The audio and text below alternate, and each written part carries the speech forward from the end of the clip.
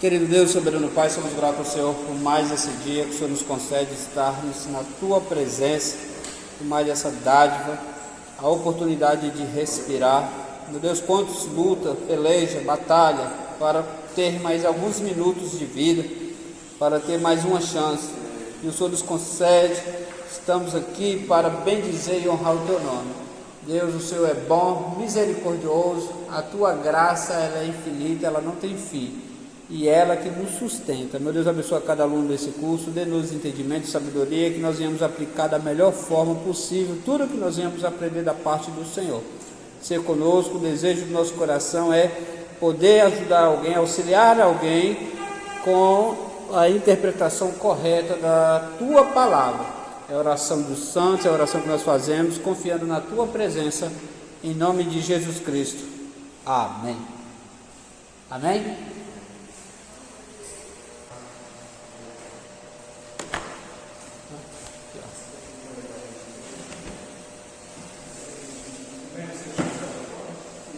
É a nossa terceira aula.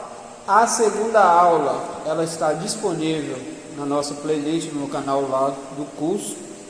Quem não assistiu, assista para estar contabilizando a presença de vocês como na aula que passou. Hoje nós estaremos aplicando a nossa terceira aula, que é continuação aí da hermenêutica. Ainda estamos falando de hermenêutica, né? Na próxima aula vamos entrar no conteúdo de homilética. Quem não assistiu a aula, assista, me fala que assistiu e nós vamos estar lá registrando, mas tem que assistir. Depois eu vou fazer até umas perguntas relacionadas àquela aula para os irmãos. Vão ler a Bíblia, sempre recomendo uma Bíblia para os irmãos, para o nosso andar do curso. Já falei para os irmãos qual é a Bíblia ideal para esse curso, né, para nós assembleianos principalmente. A Bíblia de Estudo Pentecostal é excelente.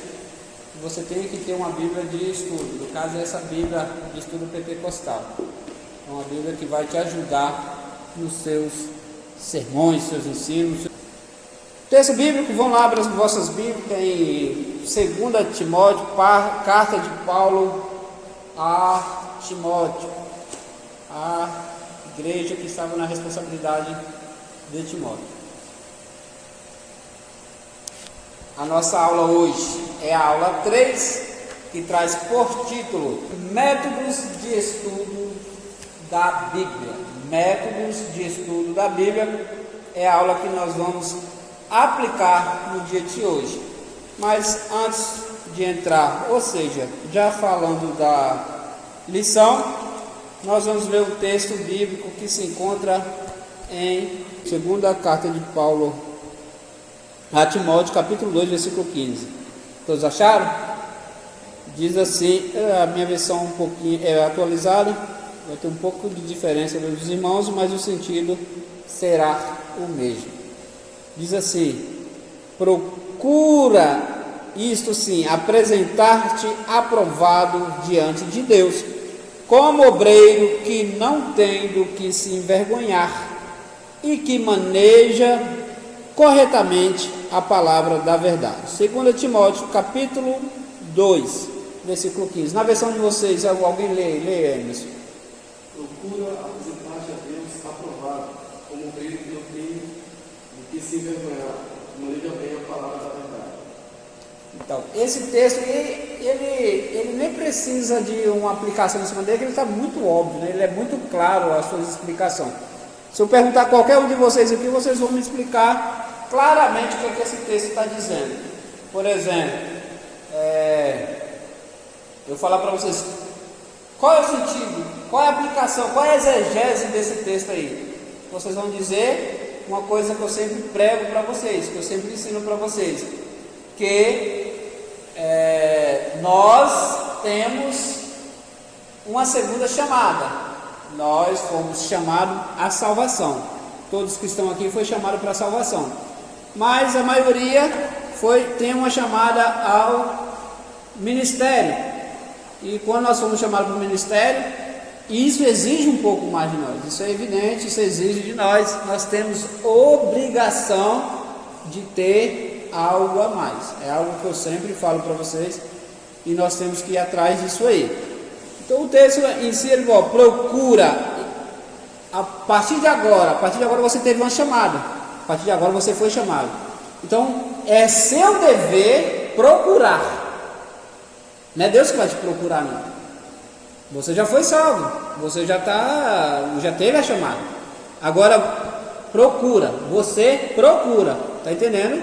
É você que procura, e é isso que vocês estão fazendo, vocês estão aqui procurando apresentar. Aí vocês se apresentaram, vocês se alistaram para essa obra, para esse projeto, para esse trabalho, para essa missão.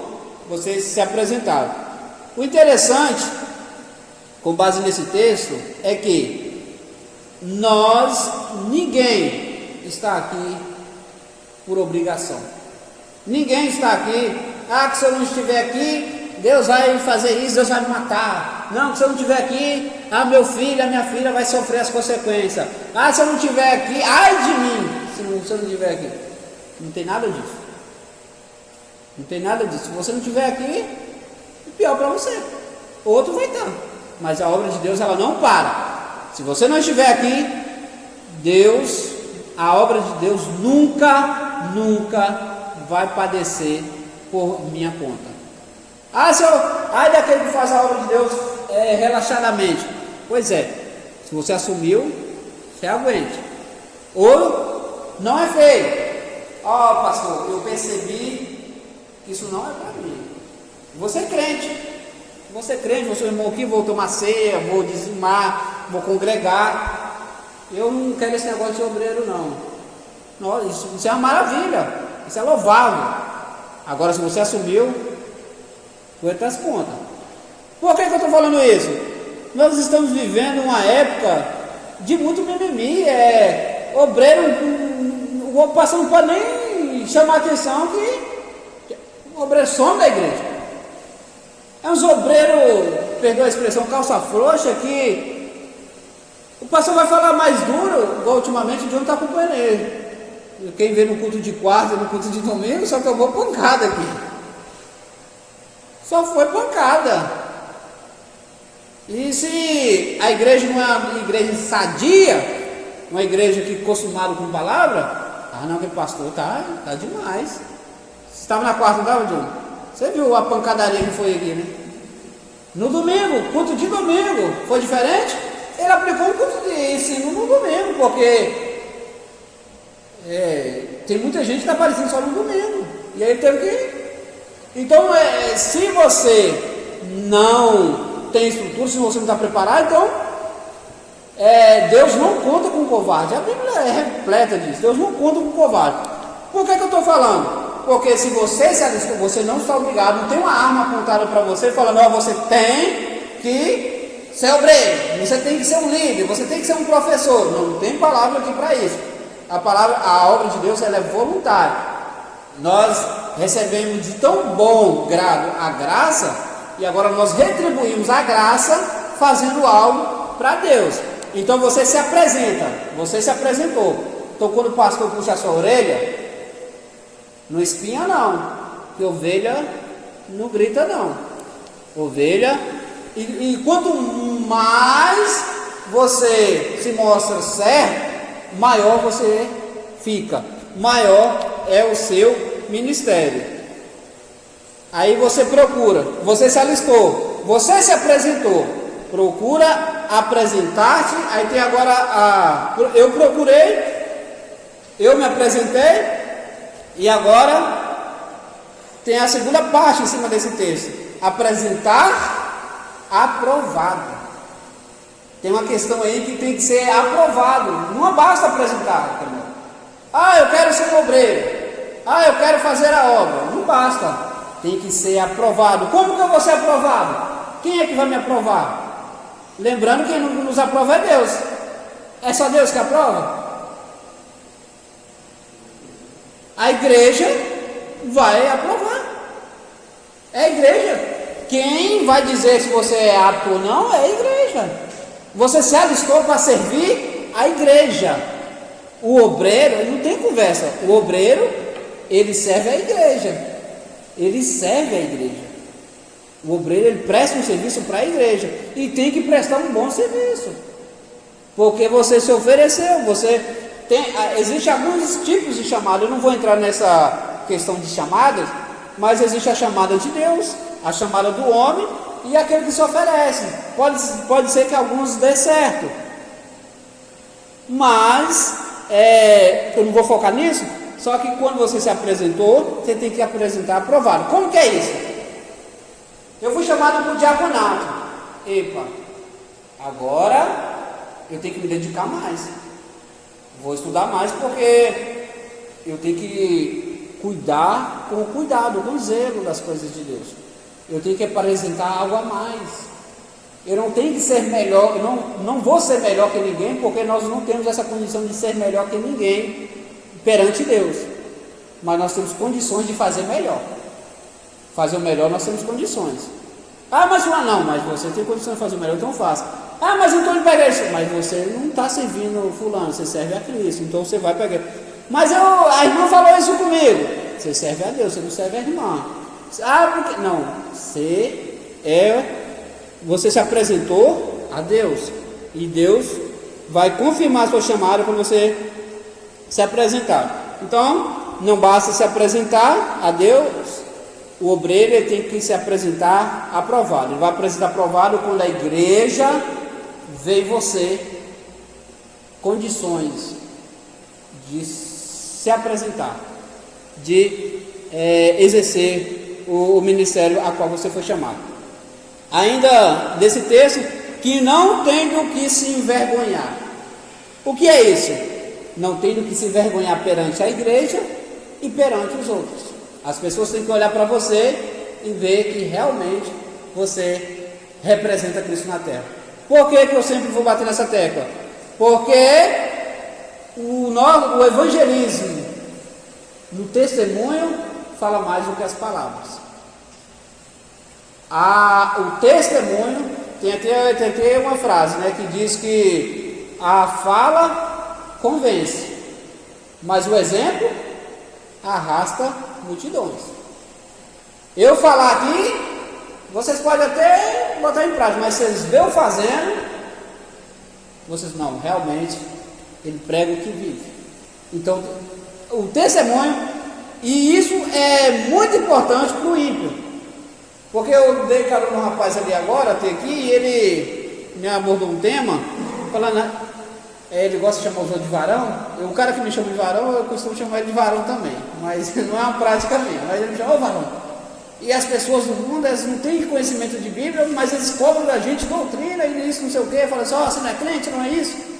Então é a nuvem de testemunho, uma das nuvens de testemunho que nos serve. Embora a nuvem de testemunho que Romanos vai relatar, que Hebreus vai relatar, perdão, não é o mundo, né? Eu tenho até um vídeo sobre isso aí. Mas é uma nuvem também de testemunha que está de olho em nós, caçando brecha para nos reprovar. Então, que não tem do que se vergonhar. Então, quando você for falar para alguém, quando você for pregar para alguém, a pessoa vai ouvir e vai dizer, realmente, fulano é crente. Você vai convidar a pessoa para vir na igreja, aí tem pessoas, fulano, você é crente? Que não tem do que se vergonhar. Então, perante a igreja e os de fora. O que nos envergonha? A falta de sabedoria, a falta do conhecimento. Então, quando nós não temos entendimento sobre tal assunto, isso acaba causando vergonha. Então, você que tem uma segunda chamada, você tem que ter algo para apresentar. Você tem que ter algo para oferecer, para que as pessoas não escarneçam de você. Procura sim apresentar-se aprovado diante de Deus, como obreiro que não tem do que envergonhar e que maneja corretamente a palavra da verdade. Então, que maneje corretamente a palavra da verdade. Como fazer isso? Como manejar bem a palavra da verdade? Fazer isso que sempre com humildade, porque a humildade ela é o maior exemplo do crente. Lembrando que quem sabe o que é humildade não tem nada a ver com condições financeiras. A humildade não tem nada a ver com condições financeiras. Ela exala de Deus. Jesus Cristo foi o maior professor de humildade. Como fazer isso? Exercendo a humildade em oração e fazendo o quê? Isso que vocês estão fazendo aqui. Buscando compreender a palavra de Deus. Buscando entender melhor o que a Bíblia realmente quer dizer para que eu possa aplicar. Então, essa é o dever de uma pessoa que tem uma segunda chamada. Ah, mas eu não exerço cargo nenhum, mas eu tenho interesse em estudar a palavra de Deus. Isso é uma chamada. Você não está estudando por estudar. Você está estudando porque você vai utilizar isso em algum lugar. Deus está te preparando para uma missão. Deus está te preparando. É uma chamada que Deus tem na sua vida e que você vai exercê-la. Amém? Fala, John.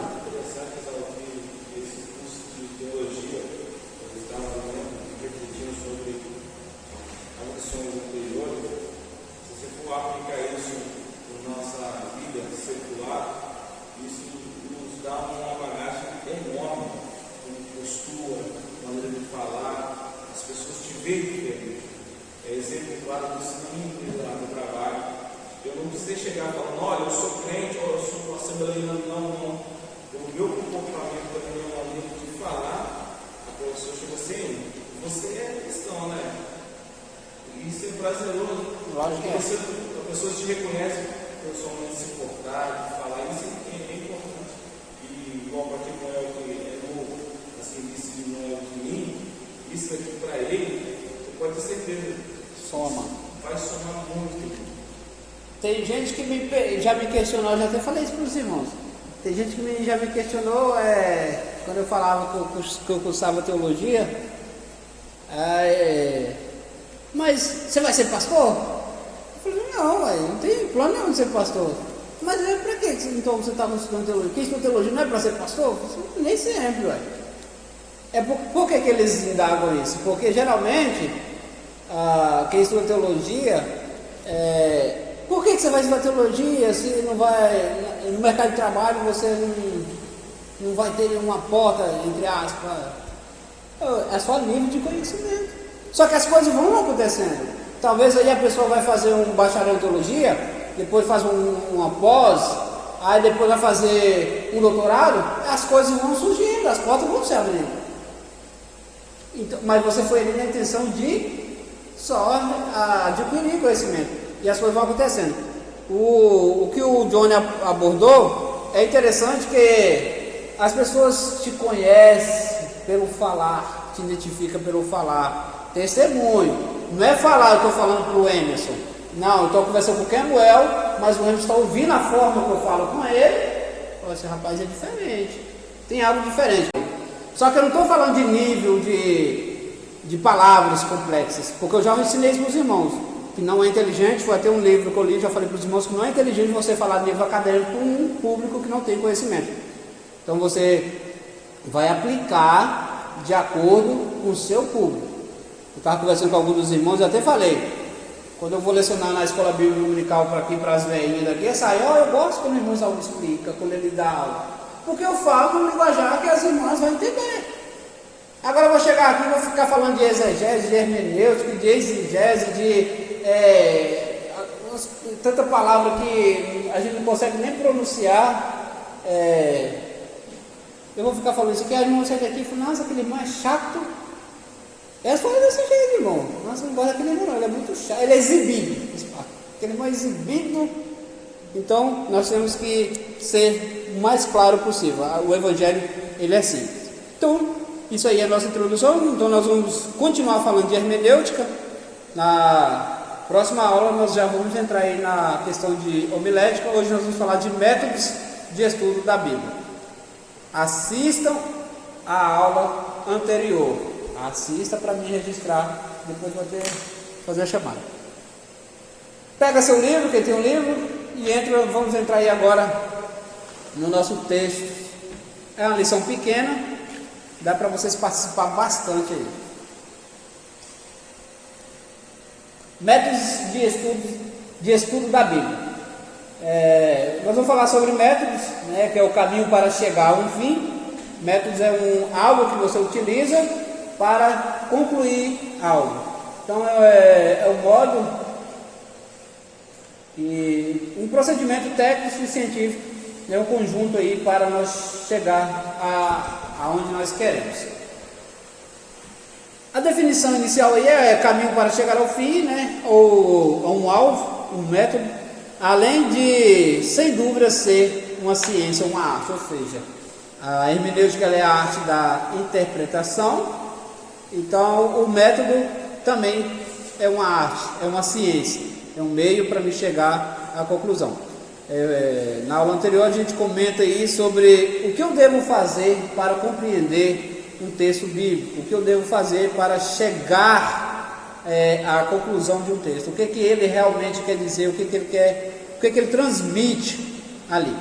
Antes de iniciarmos o aprendizado aí sobre o estudo dos métodos, algumas recomendações, elas necessárias para qualquer estudante. E nós vamos falar sobre isso aqui. Para nós obtermos com sucesso aí o estudo da Bíblia, precisamos conhecer o seu autor. Então, todas as vezes que eu for ler a Bíblia, que eu for meditar na Bíblia, eu tenho que entender, eu tenho que conhecer, saber quem é o autor da Bíblia. Nós sabemos que o autor da Bíblia é Deus, nós sempre falamos sobre isso aqui. O assunto da Bíblia é Jesus Cristo e o intérprete da Bíblia, o Espírito Santo. Então eu já vou, eu entro na Bíblia ali presente do autor ali.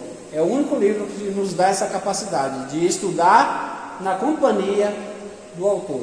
Ele está presente. Ele é um livro que nos dá essa probabilidade, essa oportunidade. Então, se você vai de coração puro, como uma criança, na pureza, falando de pureza, sem estar procurando erros na Bíblia, você vai encontrar a revelação que o texto quer nos transmitir. A Bíblia deve ser lida diariamente. O crente que não lê sua Bíblia só recebe esse alimento quando? Quando alguém lê para ele. Então, ou seja, tem irmãos que eles só se alimentam quando vêm na igreja. E isso não é uma coisa bacana. Uma coisa que eu bato sempre na tecla: não conforme só com o que você ouve do seu pastor, do seu professor. Leia também em casa, estudem. Tenta ter um devocional na sua casa. Também deve ser lida com oração. Sempre antes de você entrar no texto, ora, Senhor, me mostra, me revela o que realmente isso quer dizer. As coisas ocultas são reveladas. Quando lemos a Bíblia, Deus fala conosco. E quando nós oramos, literalmente nós falando com Deus. Então é assim que funciona. Eu não posso me apegar só à leitura bíblica, ou não posso me apegar só à oração. Eu tenho que trabalhar para não entrar em fanatismo e começar as aplicações erradas sobre a palavra de Deus. Deve ser aplicada em nossas vidas. Primeiramente, a Bíblia ela deve ser aplicada nas nossas vidas. A Bíblia é uma espada que corta dos dois lados, né? Ela corta para lá e corta para cá. Então, ela é para quem está aplicando e para quem está ouvindo. Primeiro, antes de você pregar qualquer sermão, você preparar qualquer aula, primeiro ela tem que ser aplicada na sua vida. Igual no final do culto, essa semana, uma irmã ali me procurou assim: como é que fulano é obreiro e é assim, assim, assim? Entende que se você não aplica na sua vida, quando você for pregar, as pessoas não vão acreditar em você. Ou seja, não que você não vai estar falando a verdade. Você vai estar falando a verdade, porém você não vive o que você prega. Então isso é ruim, isso é perigoso. Quando nós formos falar, é o obreiro, lembra nossa introdução? Do que procura apresentar aprovado e que não tenha do que se envergonhar. Ah, não, vou passar pela rua ali porque ali tem uma vendinha ali que eu comprei, não paguei e não sei o que. Irmãos, a questão de comprar e não poder pagar pode acontecer com qualquer um, mas chega e fala, aconteceu isso, imprevistos acontecem, fiquei desempregado, não estou podendo pagar, quando eu puder eu vou passar aqui. Então se apresente, mostre, e a pessoa vai olhar, não, fulano é uma pessoa responsável, é uma pessoa de boa índole. Agora não, a pessoa tem condições, não vou pagar isso aí agora não, e vai enrolando. Então é coisas para envergonhar. Então nós temos que apresentar de forma que não venhamos nos constranger posteriormente. Uma coisa que você vê muito comum nos dias de hoje, obreiros, irmãos, quando fala de expulsar, vou na casa da irmã, do irmão, para expulsar ali uns demônios ali. Não, pastor, chama outro aí, chama o irmão fulano. Então hoje isso está comum. E o obreiro, que obreiro que nós somos? E a nossa chamada? Procura te apresentar aprovado, porque o obreiro aprovado, o cão não vacila com ele, e ele também não vai vacilar com o cão também não.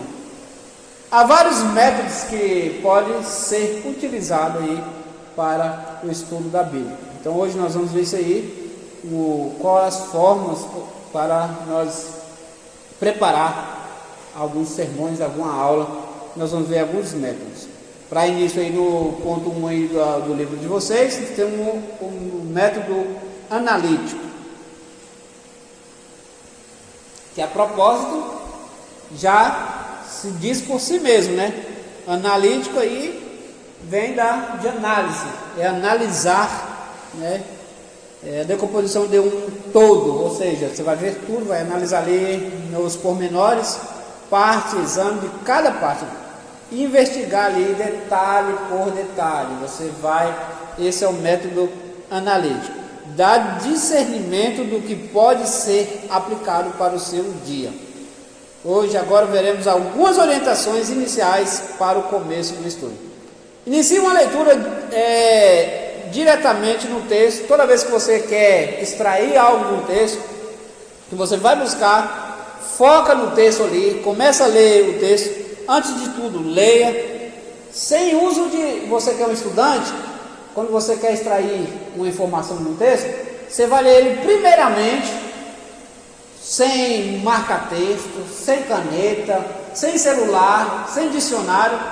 Você vai ler aqui, peguei minha Bíblia, eu vou pregar tal dia e Deus me deu aqui um texto tal. Eu vou ler aqui, leia simplesmente, sem anotação nenhuma, e tenta ver o que você consegue extrair dali, unicamente, só com a primeira leitura. Então, já inicia assim, o analítico vai olhar e vai tentar ver o que você consegue extrair dali, que revelação você vai ter dali. Por isso que eu falo para vocês, que esse conteúdo, esse assunto é o assunto mais importante para o crente, hermenêutica homilética, porque aqui você vai ter os métodos corretos para você fazer a aplicação de um texto. Essa atitude é importante, pois lhe dará a chance de extrair ali primeiramente as impressões por si. Você vai ver o que você consegue extrair ali, só com o seu entendimento. Aí da segunda vez que você vai ler, que tem que ser no mínimo umas 3 vezes, você tem que ler o texto quando você vai aplicar ele. Aí da próxima vez que você já venha ler o texto, depois dessas 3 vezes aí, depois que você já leu uma vez, agora na segunda vez, você já vem acompanhado aí de um marca-texto, de um dicionário, e ali você só vai destacar as palavras mais complexas, as palavras que você não entendeu, você vai destacar, e você pode fazer isso até na primeira leitura. Mas é interessante que você não interrompa a sua leitura para buscar o que quer dizer aquela palavra que você não compreendeu. Marca ela e deixa isso para a segunda leitura. E aí no decorrer, você já vem depois com o dicionário e vai ver o que aquela palavra, aquele texto quer dizer. Aí na segunda leitura você já vai já com um método aí de um aluno, de um estudante da palavra. Anota, faz anotações aí das palavras que você teve dificuldade. Depois você faça um esboço do capítulo que você está estudando, ou do livro que você está lendo. No livro de vocês aí tem umas orientações de como você fazer isso, né? Tem um exemplo aí, no ponto 1.4 aí. Como que as melhores pregações acontecem? As melhores pregações que você vê as pessoas aplicando, quem olha sobre o pregador em casa, pensa até que ele é doido. Hoje já não vê isso, mas antigamente era muito comum você ver uma pessoa que ia pregar à noite no culto, os vizinhos ou a família via ele pregando sozinho, em casa. Já fez isso, né, Emerson? Então, é a maneira correta. É a maneira correta. Tem gente que para lá com o espelho, lá às vezes, os que é mais vaidoso, já fica olhando no espelho, mas se outros não, que já fica aqui, porque vai lá, João 3,16, porque Deus amou de muita maneira, o que quer dizer isso aqui? Sozinho, ninguém. E está lá pregando. Ainda, às vezes, ele consegue até evangelizar alguém, que tem alguém que está ouvindo ele pregando lá. Então, antes, isso era muito comum. Hoje já não é nem tanto, mas é uma maneira eficaz. Porque uma coisa que eu sempre falo para vocês, o Espírito ele vos fará lembrar aquilo que vocês têm aprendido. Possa ser que o Espírito Santo vai revelar, que o Espírito Santo ele revela, mas não está falando de você, um estudante da palavra de Deus. Ele vai trazer ali a memória o que você tem aprendido. E ele vai facilitar aí a sua colocação ali do assunto. Anote a passagem paralela. O que é anotar a passagem paralela? Li um texto, não compreendi, vou procurar os outros textos que é semelhante a esse. Então eu vou procurar tudo aquilo que bate aí, que confere aí com o que eu li, e a Bíblia ela vai me dar a revelação. Porque a regra de ouro, a regra áurea da Bíblia é o que? A Bíblia explica a própria Bíblia. Eu até tinha pedido vocês um assunto aí na última aula que eu apliquei, para vocês verem para mim aí. Agora, se alguém viu, é digno até de ponto isso aí. Pelo barulho dá para ver que... Cuidados que devemos ter ao buscar uma concordância. Mas devemos ter cuidado ao consultar uma concordância, pois a palavra pode ser igual, mas aplicada com sentido diferente. Vamos lá. Dá um exemplo aí para mim aí de palavras usadas na Bíblia que tem duplo sentido, ou seja, sentido em um lugar e sentido em outro. Já falei disso também. Não está difícil. Palavras de duplo sentido. Vamos lá, gente. Vai lá, um de cada vez. Pode falar isso. Aqui não é um exemplo do espiritual. O que mais? Criança, mundo, leite, fermento. O que mais? Tá, usa as palavras que eu falei, dá explicações aí. Fermento, criança, serpente. Serpente é sinônimo de quê? A Bíblia manda o quê? Ser prudente. Olha aí, uma aplicação, tem que entender. Criança. Só nesse sentido aí, né? E não ser infantil. Não seja menino. O leite. Tem até explicação no livro sobre isso aí. Então, são palavras, eu tenho que tomar cuidado, que tem palavras que é igual, mas aplicação diferente. Uma coisa muito comum na Bíblia, Mundo. Tem diversas aplicações sobre mundo que eu tenho que saber qual é o contexto para não entender do que está falando. Teve uma vez que eu estava conversando com um rapaz, ele é até adventista, e eu desanimei totalmente de conversar com ele quando que eles pregam o sono da alma. Isso é heresia, isso é coisa maligna, porque Paulo ele utiliza dorme no Senhor, significa morrer, né? E não que a pessoa está dormindo, né? Porque a Bíblia tem muitas outras aplicações que provam que a pessoa não está dormindo, do que essa que ele fala isso. E aí eu utilizei a falar com ele assim uma vez, tem muitos anos. Eu falei assim, rapaz, o camarada estava ali no seio de Abraão, usando a referência de Lázaro. E aí eu pegou e falou assim comigo, rapaz, esse Abraão deve ser um gigante, né, para suportar tanta gente no seio dele assim. Aí nessa hora eu desanimei de conversar com ele, totalmente. Quando ele falou isso, aí eu lembrei da palavra de Jesus, para não lançar pérolas aos porcos. Porque, gente, tem coisa que é só questão assim, não precisa vocês, não tem necessidade de ser inteligente. Eu só falo assim, o que está escrito ali? Se eu sei que está no livro, eu falo assim, eu vou entender que é uma pessoa gigante para acolher tanto o ser humano, então, aí eu desanimo, às vezes desanima. Quando você começa a dedicar as coisas de Deus, você começa a peneirar ali, o que compensa, o que não compensa. Você evita muitos problemas, muitos conflitos, porque Deus ele te dá sabedoria. A palavra ela nos liberta, ela nos livra de quedas, de ciladas.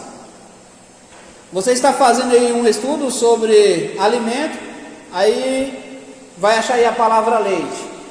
Aí tem até a referência em Hebreus, lá faz a referência lá, ora, todo aquele que se alimenta de leite é inexperiente na palavra da justiça, porque é criança, uma aplicação. Aí depois vem Pedro, e desejais ardentemente, como criança recém-nascida, o genuíno leite espiritual, para que por ele vos seja dado o crescimento para a salvação. Então, eu tenho que tomar muito cuidado com as palavras que, irmãos, não é pouco a quantidade de gente que utiliza palavras de forma errada para fazer aplicações erradas. Tem um gracejo, tem uma parte até engraçada que o pastor conta que tinha um certo irmão que ele estava querendo, ou não sei se era rebelar ou abrir uma igreja, e pediu, vocês vão achar até engraçado, e pediu a filha para ler um texto bíblico. E quando abriu o texto bíblico, aí a primeira palavra era um dos filhos de Davi, Absalão. Você acredita que o cara fez uma aplicação que pode parar de ler, Deus já mandou abrir um salão? O cara já fez uma aplicação, não, Deus já confirmou, abrir salão. Gente, você sabe que isso acontece? Porque teve um caso, tem até, se vocês procurarem aí nas redes sociais, na internet, do camarada que fez uma aplicação de adúltera para adulterar. Pega a mulher do próximo na aplicação de Osés e adultera. Aí precisou o repórter explicar, adúltera, pega a mulher lá do próximo, adúltera, e aí o camarada estava, acho que já estava até tribulando já com mulher de outro já. Vocês verem o nível. Hoje em dia, irmão, você vê muito essas portas de igrejas que às vezes não dá 15 crentes, são pessoas que não são submissas, são pessoas que não têm condições de sentar para ouvir. Então elas não suportam ter alguém ali que não seja elas que esteja ali na frente, e acaba acontecendo essas coisas, essas aplicações errôneas. Faça uma síntese. O que é isso? Faça um resumo na aplicação. E com o resumo que você fizer, faça uma aplicação na sua vida. Aplica aí o que esse texto quer dizer a mim, no que ele pode ser relacionado a mim. No ponto 2 aí temos aí o método sintético. Ele é um resumo geral, ele é um oposto do método de análise. O estudante precisa fazer perguntas ao texto nesse modelo de estudo. Qual é a intenção original, que o autor tinha quando escreveu? Qual é a mensagem central deste livro? E como este livro atinge os objetivos do autor ao escrevê-lo? Como é que é isso? Qual a intenção original? Quando a pessoa escreveu, o que ele queria transmitir? O que ele queria dizer? O que ele queria falar? Está falando de quê? Ele está ensinando o quê? Qual é a intenção dele? Ele queria advertir sobre o quê? Paulo, quando está escrevendo nas igrejas. Falei na aula passada que Paulo escreveu carta a diversas igrejas. Só que ele não escreveu para a igreja de Bereia. Por que ele não escreveu? Porque os bereanos, eles tinham o cuidado de examinar as sagradas letras, se o que a pessoa estava aplicando tinha coerência. O que dá de gente hoje glorificando de coisas que não tem conhecimento, glorifica de coisas que não sabe, glorifica de heresia, de coisas que dá até medo. Então nós temos que glorificar, nós temos que aceitar quando é algo que tem coerência com a Bíblia. Nós comentamos sobre isso em algumas aulas passadas, sobre julgar a profecia. Você vai avaliar a profecia e ver se ela tem coerência. Coerência com o quê? Com a Bíblia. Se tem coerência com a Bíblia, é de Deus. Se não tem, expulsa. Qual é a mensagem central deste livro? Ou seja, Atos dos Apóstolos, por exemplo. Qual é a mensagem central de Atos dos Apóstolos? O Espírito Santo. Ali ele vai revelar ali para a igreja o Espírito Santo. Então, ele o tema central ali de Atos dos Apóstolos é o Espírito Santo. Você for olhar o livro de Samuel. O livro de Samuel vai apresentar ali reis, sacerdotes, as crônicas. Vai falar de reis. Qual o tema ali? Vai falar sobre reis, reinados, pessoas importantes, juízes. Então é isso que eu tenho que entender. Eu vou falar de Apocalipse. Qual é o tema de Apocalipse? O estudo das últimas coisas, a revelação, as coisas que vão acontecer. Então eu tenho que ter isso aí. E como esse livro atinge o objetivo do autor ao escrever? Aí tem aí alguma sugestão. Esse livro é muito interessante para vocês aplicar no dia a dia. Sempre ler, será que eu estou fazendo da forma correta? Das aulas para frente agora que nós vamos falar da homilética, que é a arte de falar, vocês vão ver tanta coisa que nós temos que deixar de fazer, nós fazemos, nós aplicamos de forma errada. Então, leia o livro. Aí tem essa é a parte onde o estudante anotará as suas conclusões aí do estudo. Método indutivo é o método que honra a escritura e satisfaz a alma. Examinamos os pormenores, ou seja, os mínimos detalhes. Aí tem o método dedutivo, aproximar da Bíblia com ideias formadas de antemão e procura nela apoio para essas ideias. É pecado eu estudar a Bíblia com ideias formadas? Sim ou não?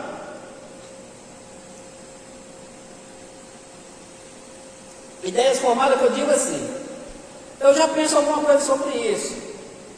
É pecado? Não, mãe. Você já vai ali, você vai tentar defender a sua ideia ali, mas você vai ver se confere ou não. Você vai procurar ver se confere ou não. Se não, aí você vai se libertar se você estiver pensando em heresia. Então, aí tem um método temático, quando se quer estudar um tema específico. Aí você escolhe o tema, né, que deseja se aprofundar, procura na Bíblia a passagem que trata do referido tema e para cima. Vamos falar um pouquinho sobre tema, sobre esses assuntos. Deixa eu ver com vocês aqui. A questão de preparar sermões, existe 3 tipos de sermão, que já que eu já falei aqui de temático aqui, existe o temático, o textual e o expositivo. E qual é a diferença desses assuntos? O temático ele é em torno de um tema, vou escolher um tema, e desse tema eu vou falar. Se eu estiver falando de amor, onde tiver palavra de amor aí, eu vou usar na Bíblia. Aí tem o textual, né, que é o sermão cuja divisão baseia-se no texto. Ali eu posso pegar até textos referentes ali, mas eu não vou utilizar ali tema, vou utilizar um texto. E o expositivo, que futuramente talvez a gente explica melhor isso, que para mim é um dos melhores. Eu acho que eu gosto de trabalhar mais com esse, que é o expositivo.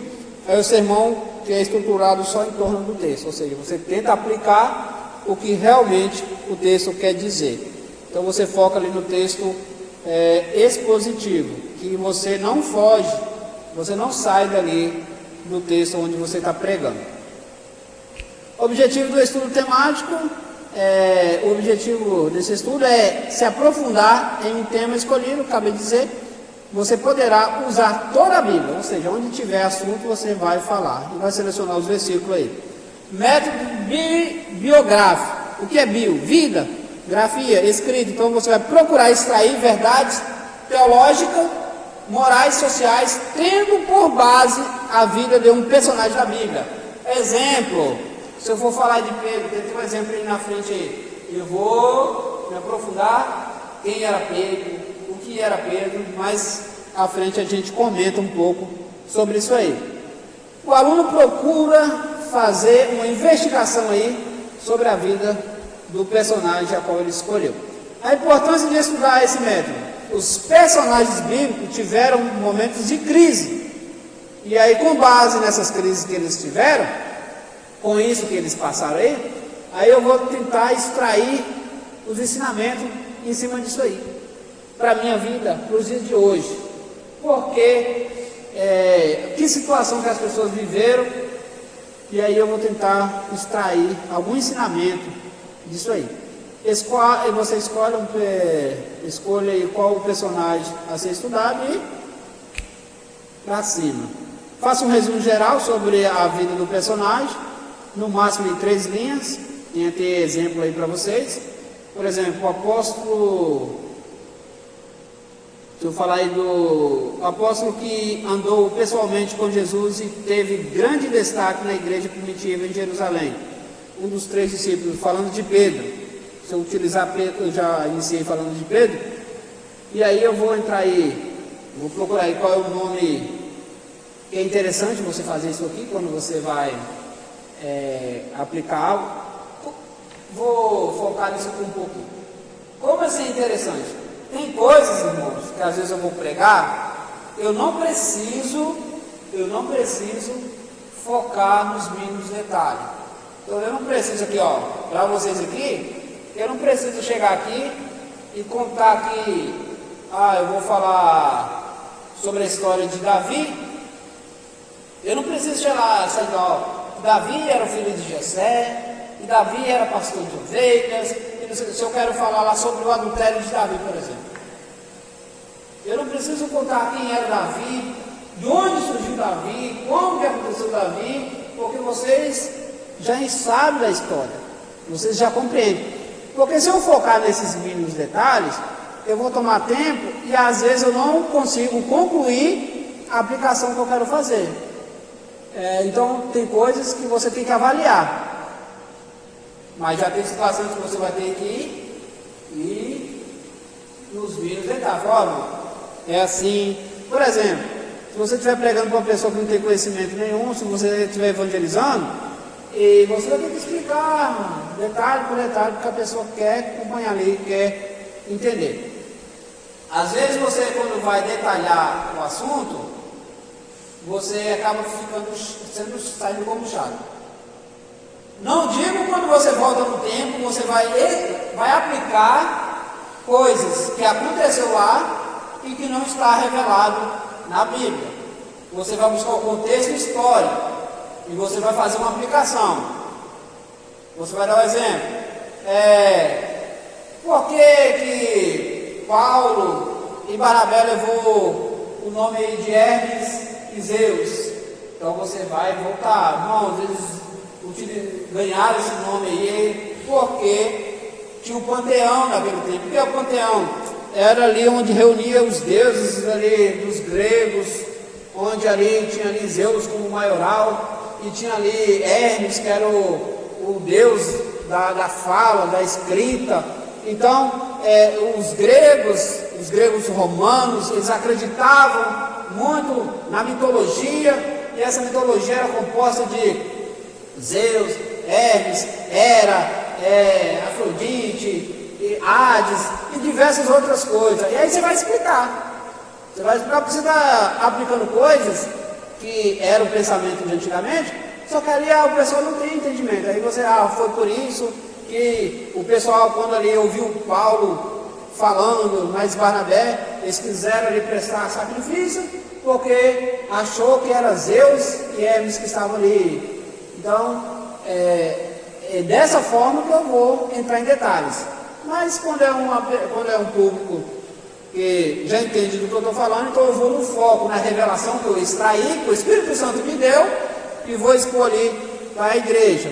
Então eu tenho que ter esse cuidado aí, nessa separação. Aí eu vou falar de Pedro. O que significa Pedro? Olha que coisa interessante aí, algo que você já vai levar para casa. Aí você vai esmiuçar aí a história de Pedro. É um nome comum entre os judeus, que era Simeão. Segundo de Pedro 11, ele era um nome comum entre os judeus. E se falar de Simeão, vocês vão lembrar de quem? Simeão, no sentido de algo que quer dizer audição. Esse nome tem esse significado devido à fé de Lia. Quem era Lia? Olha para onde a gente já voltou, tá vendo? Nós estamos pesquisando a vida de Pedro. Onde nós já estamos? Nós já estamos lá no Velho Testamento, que o nome de Pedro é um derivado de Simeão, que quer dizer audição. E foi quando Lia, ela lhe fez um voto, ela que creu ter sido ouvida por Deus, ali ela colocou Simeão, porque foi ouvida por Deus e teve um filho. Depois de Rubem, o filho de Jacó. Isso é Gênesis 29 e versículo 33.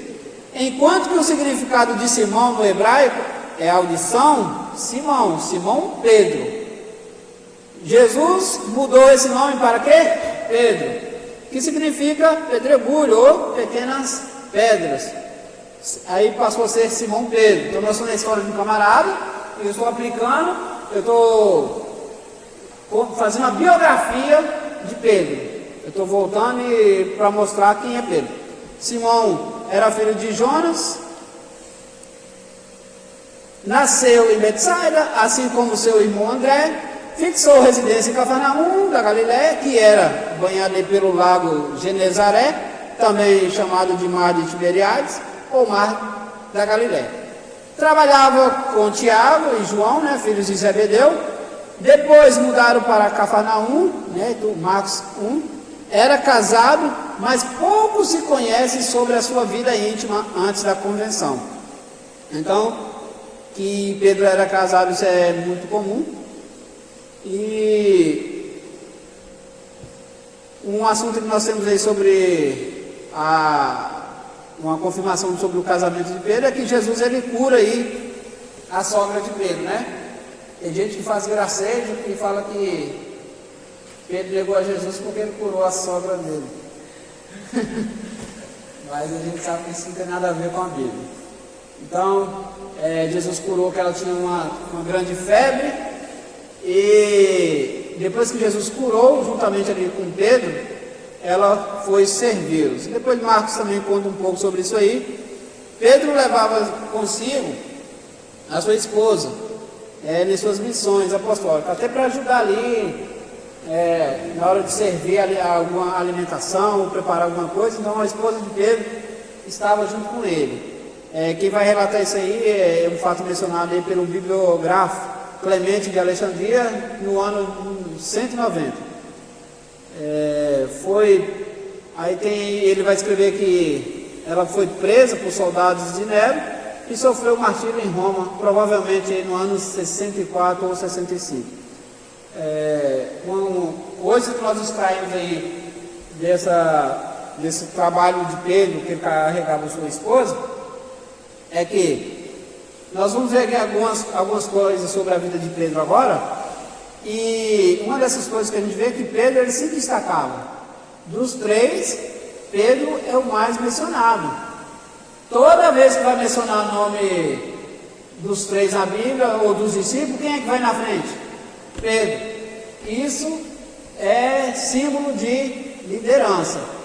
E se falando de liderança, olha o caminho que eu já estou indo.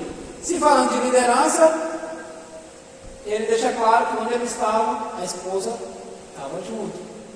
Então, ou seja, se eu sou um líder, meu cônjuge tem que estar ali, minha esposa tem que estar ali presente. Não é como conversar com a moça, como conversar com a mulher, se minha esposa não está presente. Tem pessoas, aí você já tem que começar a repreender. Tem pessoas que querem conversar com o pastor e às vezes não quer que a esposa ouve. Talvez até porque, sei lá, não sei, que vergonha. Mas como, gente? Não tem condição. Não dá certo isso. Isso é perigoso. Então, Pedro era um exemplo disso aí. Aí nós vamos ver aí, ó. Faça uma síntese da vida do personagem e todos os textos relacionados com ele. Ó, o seu chamado. Respondeu a Jesus como se tem a palavra de vida eterna. Para onde nós iremos?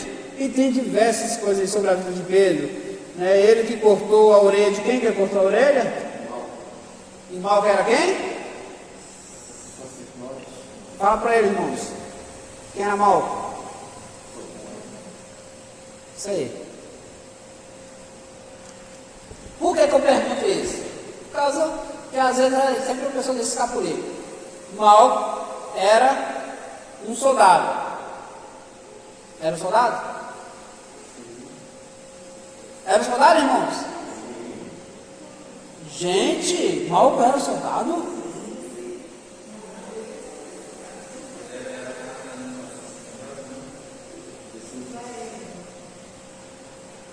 Misericórdia.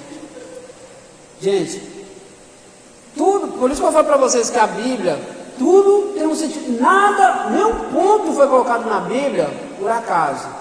Se você voltar lá no Pentateuco e você ver qual eram as exigências para ser um sacerdote, vocês vão entender por que Deus restaurou a orelha de Malco. Por que Deus colocou no lugar? Porque ele era um discípulo do sumo sacerdote. Ele treinava o sacerdócio. E para ser sacerdote tinha que ser o quê? Perfeito. Não poderia ser anão.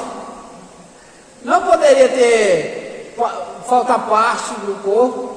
Então, é que eu não vou me aprofundar nisso, mas se pensar não poderia ser nem nariz, sei lá, não podia ter nada, tinha que ser. E a pessoa, aí por que Deus faz? Se você for olhar, você vai ver até pregações bacanas sobre isso aí, que ali um sonho estava sendo interrompido, mas Jesus é quem restaura sonhos. O que Jesus fez? Pegou ali a orelha daquele rapaz ali, no chão, e Pedro passou a espada. A intenção de Pedro era cortar a orelha? Irmãos, Pedro tinha intenção de cortar a orelha do rapaz? Ele queria arrancar a cabeça do rapaz fora, irmãos. Pedro era sanguíneo, ele era assim, ele era no momento assim. Tá aqui, já que vou para a briga, vamos. E aí Deus restaura ali a orelha daquele rapaz, de Malco. Chorou após ter negado. Pedro ele era brigão, depois já chorava. Irmãos, tem aí, ó, no livro de vocês aí, ó, tem até está escrito, ó, e cortou a orelha do soldado por nome Malco. E eu fiz uma aplicação de sacerdócio. Aí vocês lerem essas referências aí, para vocês verem chegar a essa colocação que eu fiz. Eu? Obrigado, John, por ter lido aí. Mas aí, ó. Mas aqui está aqui tipo o orelha de soldado. Não, mas ele era servo do sumo sacerdote. Entendeu? Porque talvez você vai ler aí, ó, no livro aí, vai pensar que eu falei besteira, mas obrigado por ter lido, John. Isso, sim. Eu só estou explicando porque no livro ele está soldado. Aqui está. Acontece isso, né? Mas na Bíblia isso não vai encontrar erro, não. Talvez ele era, né? Lê para nós aí. Então Simão Pedro, que tinha uma espada desembargadora, e feriu o servo do sumo sacerdote. Isso aí. Ele estava ali como representante do sacerdote. Porque o sacerdote é tipo assim, vai lá prender fulano. Tinha que ter um representante dele. Foi lá, era um representante do sacerdote. E literalmente, por isso que eu falo para vocês que qualquer ponto na Bíblia é perfeito, porque quem olha ali, qual a necessidade de Deus, Jesus Cristo, restaurar a orelha daquele homem? Jesus Cristo estava sendo preso, gente. Jesus não tinha tempo para ficar restaurando a orelha de ninguém. Mas por que ele vai fazer isso? Porque o homem, ele queria ser um sacerdote, né? Lembrando que tem muito mais revelação se você for olhar essa questão de sacerdócio. Inclusive eu coloquei até um título aqui no meu aparelho aqui. Já tem muito tempo que eu coloquei esse título aqui para mim fazer um estudo sobre sacerdócio. E não fiz ainda. Porque vocês podem ver que Caifás ali, o sumo sacerdote ali, quando está na frente de Jesus ali, o que ele faz? Ele rasga quando vê que Jesus pergunta, tu és o Cristo? E aí Jesus, todo em silêncio lá, ele se aborrece lá com a única fala de Jesus. E o que ele faz? Ele rasga suas vestes. Talvez vocês não lembram, mas vocês já leram isso aí. Se você for procurar entender, uma das coisas que um sacerdote nunca poderia fazer era rasgar suas vestes. Se ele rasgasse as suas vestes, seria o quê? As pessoas quando rasgam as vestes é sinal de arrependimento, e por causa disso, mas o sacerdote não poderia rasgar as vestes. Se ele rasgasse as vestes, seria sinal de renúncia. E a mensagem ali, sabe o que é? Ele rasga as suas vestes, porque a partir dali, nenhum outro sacerdote assumiria. O único que assumiria ali agora, da glória da igreja. Ele rasga as suas vestes, porque na frente dele ali, assumiria ali o verdadeiro sacerdote. Rapaz, que ele sabia, não sabia não. Mas que as coisas acontecem. Por isso que eu falo que a Bíblia, ela é progressiva. Então tem coisas que nós só compreendemos hoje. Naquele tempo não tinha condições de compreender. Vocês veem, porque se vocês for procurar estudar o que um sacerdote podia ou não podia fazer, uma das coisas que ele não poderia fazer era rasgar suas vestes. E quando ele rasga, era renúncia. Ele estava renunciando. Mas ele não estava largando ali o poder. Mas a mensagem ele está renunciando porque o sumo sacerdote, Jesus Cristo, estava tomando posse do seu. Oi?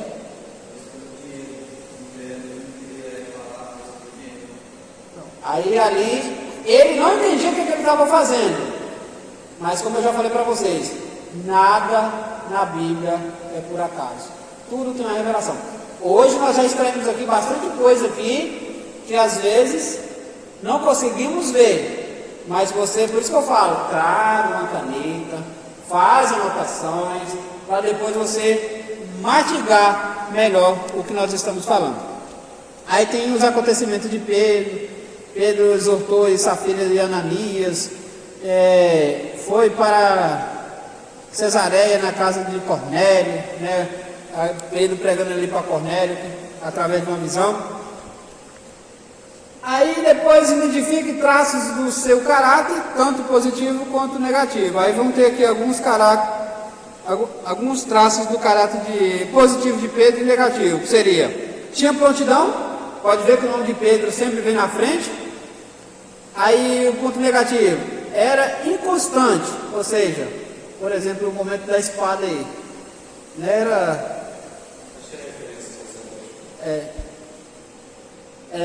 era sincero e falava o que pensava, ou seja, sanguíneo, é meio assim, é do momento, positivo isso. O ponto negativo, manifestava seus interesses publicamente, era um líder natural, né? Seu nome aparece na frente de todos os evangelhos. Aí o ponto negativo, era autoconfiante, isso não é legal, então é a parte ruim. O ponto positivo, expressava o que realmente acreditava. Ele vai relatar lá que ele era o que falava, que cria e que seguia Jesus. O ponto negativo, menosprezava a capacidade dos outros. Tem aí um momento aí. Era corajoso, uma parte boa. Aí depois a parte negativa, era volúvel. Então aqui tem 5 comentários aqui, mas isso aí a gente tem que trazer para nossas vidas. E olha aqui, pode ser muito mais que 5. Mas irmãos, repare, se manda nós procurar defeito em nós aqui, mas a gente vai encontrar uns 3 aí com dificuldade. Se eu falar, imagina, fala aí 3 defeitos, mas dá uma luta para encontrar 3, talvez acha 1, 2, mas 3 em diante já está forçando a barra. Nós somos assim. Mas se for falar de qualidade, ó, eu sou assim, eu sou bem, eu sou não sei o quê, eu sou... Né? E acontece muito. E é bacana você conhecer seus pontos negativos.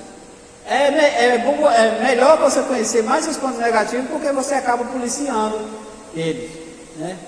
Vamos expor aqui, não vou abrir espaço aqui para vocês falarem os pontos negativos, porque senão vocês vão falar tantos aí, é ruim de falar, né, irmão? Se a pessoa na entrevista de emprego fosse falar realmente que é... Por isso que a Bíblia, está vendo o que eu falo para vocês? Que a Bíblia, nada é por acaso, porque a Bíblia fala desse jeito, ó, o que, Mateus capítulo 7, acredito que está esse registro. O que você quer que as pessoas façam por você, faça primeiro aos outros. Você nunca vai juntar na rodinha ali para falar mal de você. Rapaz, eu sou assim, você tem que tomar cuidado comigo. E não sei o que, não sei o que, não sei o que. Então a Bíblia fala, o que você quer para você, faça primeiro aos outros. Aplicação. O estudo bíblico deve começar com a interpretação, obtendo respostas para as perguntas: quem, para quem, né? Onde, quando, como e porquê.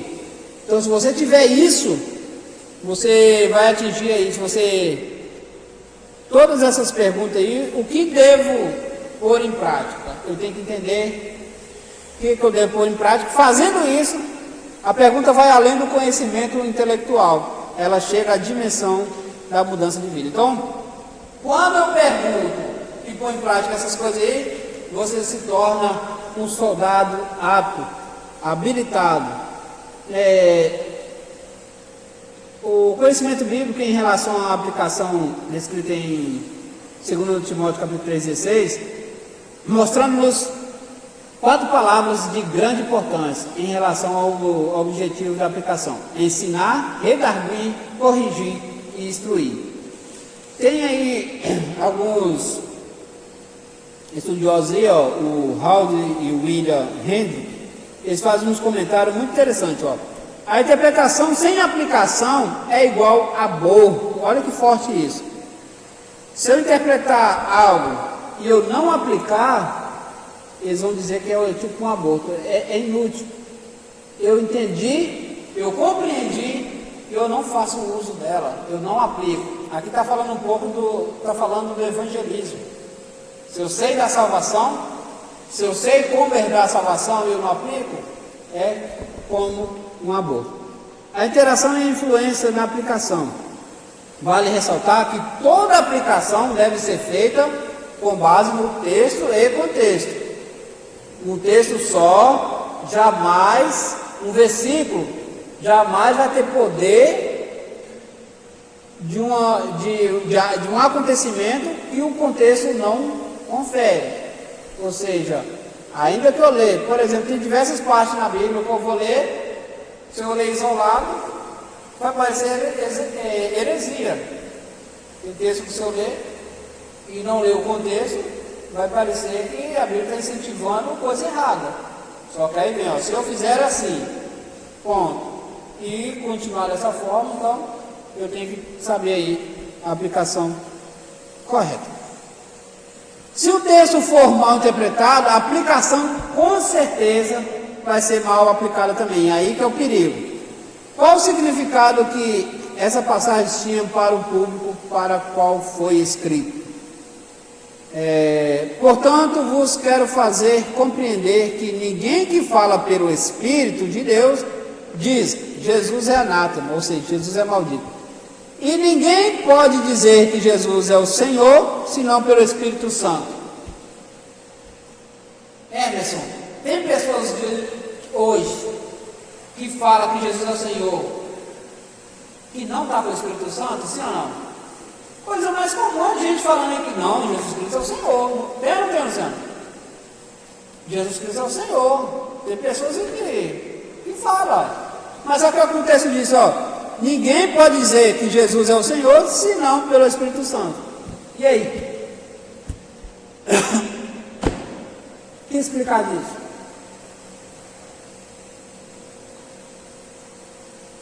Tá bom, de cada vez, calma. Então eu tenho que entender por que essa aplicação no tempo.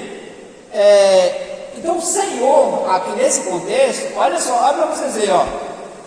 O Senhor aqui nesse contexto era no tempo aqui dos imperadores. Chamar uma pessoa de Senhor nessa época aqui era digno até de morte a pessoa. Porque se o imperador soubesse que tinha um Senhor em algum lugar, alguém que queria usurpar seu trono. Então, para a pessoa confessar, ó, Jesus Cristo está ali. Jesus Cristo é Senhor. Para mim fazer uma colocação dessa no tempo aqui, na colocação aqui de Paulo, a pessoa que fazia essa confirmação tinha que estar convicta. Tinha certeza que Jesus Cristo é o Senhor e ela não estava nem aí se ela morresse. Entende? Que a colocação aqui, ó, mas fica difícil de acreditar que nos dias atuais, se uma pessoa não fala que Jesus Cristo é Senhor, e que ela fala que Jesus Cristo é Senhor e fala realmente pelo Espírito Santo. Então a pessoa tem que colocar aí, voltar no tempo e entender, porque se César, o imperador da época ali, ele ouvisse falar que tinha outro Senhor, o que ele queria fazer? Então a pessoa era morta, então era mais ou menos assim. Então essa é a colocação. Mas hoje o que dá de pessoas que diz ter Deus e fala contra Deus, e prega contra Deus, e ensina coisas erradas. Então teria que ser pelo Espírito Santo naquela época lá, que uma pessoa está assinando aí quase sua sentença de morte, quando ela decretava que alguém era Senhor. Porque aí vai dizer, ó, ninguém pode dizer que Jesus é o Senhor, senão pelo Espírito Santo. Entende? Então hoje a pessoa fala, porque o sentido da palavra, a palavra Senhor tinha um sentido de divindade nessa época. E hoje nós utilizamos o Senhor para quê? Respeito as pessoas mais velhas, o Senhor, a Senhora. E nesse tempo que o sentido era só divindade, só, né? Essas coisas assim.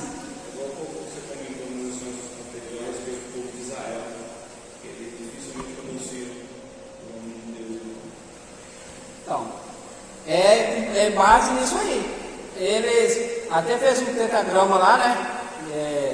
Yahvé, porque em respeito para não pronunciar o nome do Senhor. Era um dos cuidados. Com base nisso aí, concluímos aí essa lição, a lição pequena, né? Temos bastante tempo aí, mas dava até para aplicar outra lição, ó, temos 1 hora aí ainda, mas eu vou deixar essa lição para a próxima semana, para vocês poderem ler. Vamos ler o questionário, vamos responder, para nós podermos ter facilidade na hora de estudar aí as questões.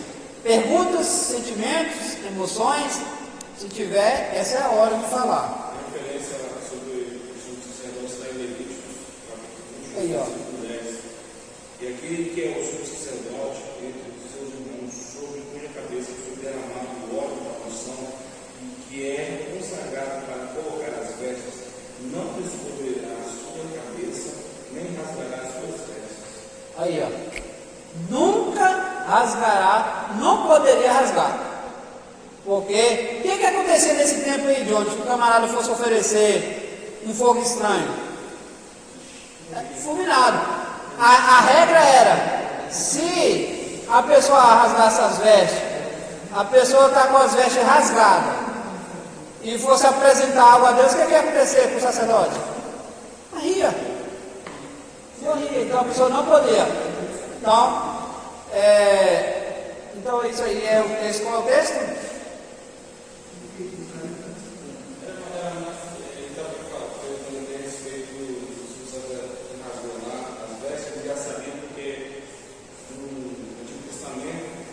Tinha sido escrito, no verso escrito, mas pelo naquela época ele já sabia, ele estudava era mais, né? Os sacerdotes. Mas ele conhecia as leis. Abre sua Bíblia aí. Você tem Bíblia aí? Abre aí sua Bíblia aí. João capítulo. vai soltar. Está ferido. Esse aí está desarmado. Não, é o que eu ouço e.